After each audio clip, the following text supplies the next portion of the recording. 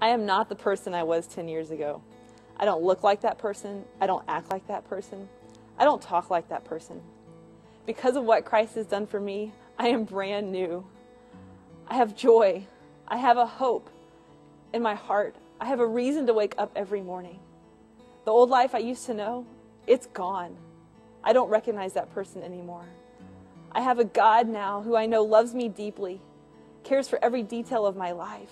I know that I am a daughter of the Most High King, and I'm a child of God.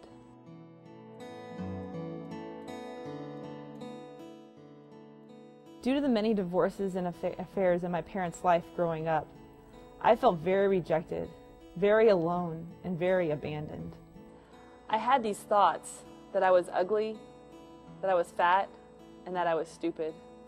I thought to myself, what can I do to fill this hole? I decided to pursue making good grades. And I thought if I could just look like the girls in the magazines who weighed 100 pounds, maybe then people would like me. Maybe then I would get attention. Maybe then I wouldn't feel alone. Well, I quickly realized that that didn't satisfy. I began to starve myself. I made the best grades and graduated valedictorian of my class of 700. At the end of those years, on the outside I looked perfect in the world's eyes, but on the inside I was dying. I had a friend in college who began to show me that those were lies.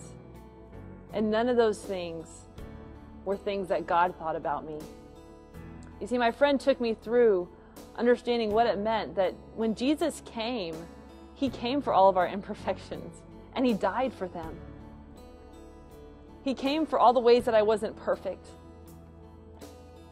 He wanted me to have a new life, a life where I didn't condemn myself for my imperfections, a life where I lived in relationship with God, who looked down and saw me as holy and blameless and free from condemnation only because of what Christ had done for me. I began to realize that Christ was calling me to exchange my old life, to exchange those lies that I was believing for the truth. He didn't see me as ugly, fat, and stupid. It was at that moment that I exchanged my old identity for my new identity. And it was at that moment that I began to experience this abundant life that Jesus came for us to have.